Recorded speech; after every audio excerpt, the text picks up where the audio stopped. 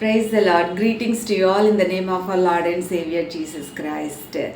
ఈ దినాన మనము హన్నాను గురించి ధ్యానం చేసుకుందామండి. హన్నాను గురించి ధ్యానం చేయాలంటే మొదటి సామ్యుయేలు గ్రంథం 1వ అధ్యాయం నుంచి చదివినట్లయితే మనకి తెలుస్తుంది. స్తోత్రం. హన్నా నిజంగా చాలా గొప్ప వ్యక్తిగా మనం గుర్తించగలమండి. ఎల్కానా అనే ఒక వ్యక్తికి 2 భార్యలు ఉండడం జరుగుతుంది. అక్కడ ఒక భార్య పేరు వచ్చేసి హన్నా, రెండవ భార్య పేరు పెనిన్నా. సో పెనిన్నా అనే ఆవిడ హన్నాని చాలా దుఃఖపరచడం మనం చూస్తాము. చాలా సూటిపోటి మాటలతోటి ఆమెని దుఃఖపెట్టడము, చాలా కృంగదీయడము మనకు అక్కడ కనబడుతుంది. ఎందు నిమిత్తము? హన్నాకి మరి దేవుడు గర్భంని క్లోజ్ చేసినట్లుగా బైబిల్ గ్రంథం మనకి సెలవిస్తున్నది కదండి. కొన్ని కార్యాలు ఎందుకు ఇలా జరుగుతున్నాయి, నా జీవితంలోనైనా నాకే ఇలా జరగాలని అనుకుంటాం, కానీ అనుకోకూడదని మనం గ్రహించుకోవాలి. కొన్నిసార్లు ఆయన నామ మహిమార్థమై ఆయన గొప్ప కార్యాలను అనుభవించి సాక్షి రూపంలో పంచుకోవడం కోసం ప్రభువారు అనుమతిస్తారు. కానీ మన యొక్క హ్యూమన్ నేచర్ ఏంటంటే మనల్ని కృంగతీసేస్తుంది, డిప్రెస్ అయ్యేలాగా చేస్తుంది. సో చాలా బాధపడిపోతూ ఉంటాము. మనమైన అందరం కూడా కదండి. కానీ ఒక్కసారిగా ఎంత వాక్యం చదివితే అంత మనము నిబ్బరం కలిగి ధైర్యంగా ప్రార్థన చేసే వారముగా, కృతజ్ఞతాస్తుతులు చెల్లించే వారముగా ఉంటాము. ప్రార్థన వలన, బైబిల్ చదవడం వలన అస్సలు డిప్రెస్ అవ్వడానికి మనకి చోటు ఉండదన్నమాట. ఆ కృంగుదల వచ్చినప్పుడు ఆటోమేటిక్గా ప్రభువారి వాక్యము మనకి హృదయంలో మాట్లాడుతున్నట్లుగా అనిపిస్తుంది. ఆ వాక్యము ద్వారా క్రియ జరిగి మనము ధైర్యంగా ఉంటాము. ఈరోజు కాకపోతే రేపు, రేపు కాకపోతే ఎల్లుండి. ఏది ఏమైనా అశాశ్వతమైన ఈ జీవితంలో అశాశ్వతమైన కార్యాల గురించి ఎందుకు చింతించాలి అన్న మనసు కలుగుతుంది.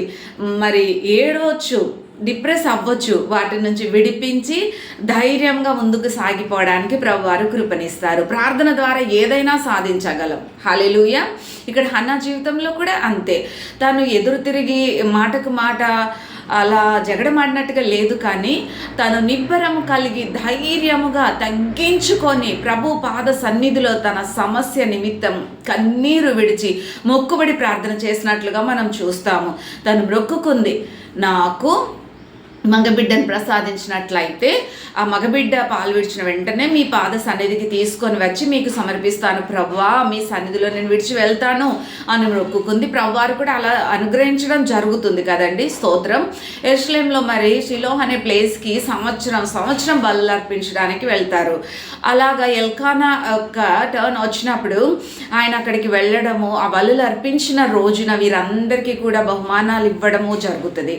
అందరికీ ఒక్కొంత ఇస్తే ఈమెకి 200 డబుల్ పోర్షన్ మరి హన్నా పొందుకోవడం, అది ప్రేమే కానీ బహుమానాలే కానీ ఏదైనప్పటికీ కూడా రెట్టింపు ఆశీర్వాదాలు పొందుకుంటుంది. అయినా కానీ తీరని లోటు, నాకు సంతానం లేదు, నేను గొడ్రాలుగా ఉన్నాను, ప్రభు నా గర్భంను మూశారు, ఆయన తెరవాలంటే నేను ప్రభు పాద సన్నిధిలో నా హృదయాన్ని కుమ్మరించాలి, వారు నా ప్రార్థనలు ఆలకించాలి, ప్రభు వారు నాకు జవాబు ఇవ్వాలి, పట్టుదల కలిగి ప్రార్థన చేయడం మనం చూస్తామండి. స్తోత్రం.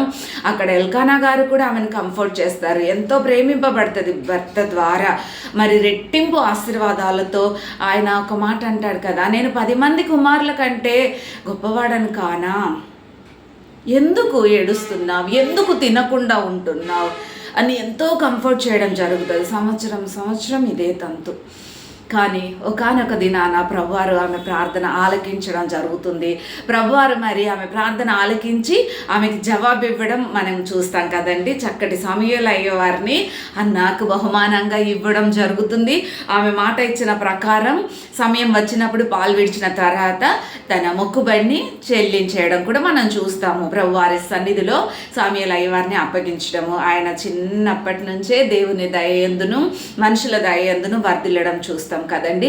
ఒక్కొక్కసారి దైవజనులు కూడా మనల్ని సరిగ్గా అర్థం చేసుకోలేని పరిస్థితి ఉండవచ్చు, కానీ ప్రభు అయిన యేసుక్రీస్తు వారు మాత్రం మనల్ని సరిగ్గా అర్థం చేసుకొనగలిగే సమర్థులు. స్తోత్రం. హల్లెలూయా. దేవుని నామానికి మహిమ కలుగును గాక. హన్నా విషయంలో కూడా అలాగే జరిగింది.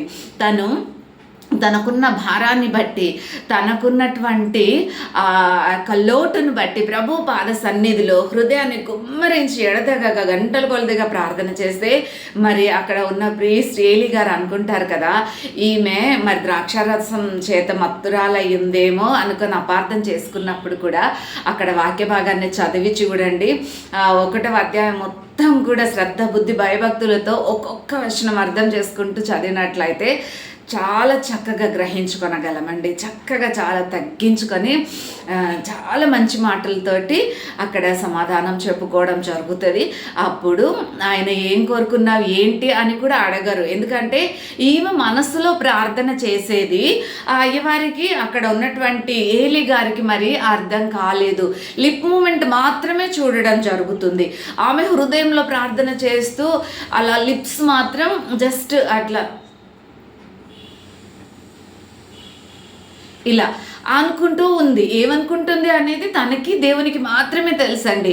చూస్తున్న ఆ ప్రీస్ట్ గారికి తెలీదు. కనుక ఆయన అపార్థానికి ఈమె చక్కగా జవాబు చెప్పుకోవడం జరుగుతుంది. మళ్ళీ వచ్చి ఈ రోజులకి ప్రభు వారికి మేలు చేయను గాక అనేసి అక్కడ బ్లెస్ చేసి, నేను బిబ్లికల్ వర్డ్స్తో కాకుండా నార్మల్ మనము మామూలుగా మాట్లాడే భాషలో చెప్తున్నాను.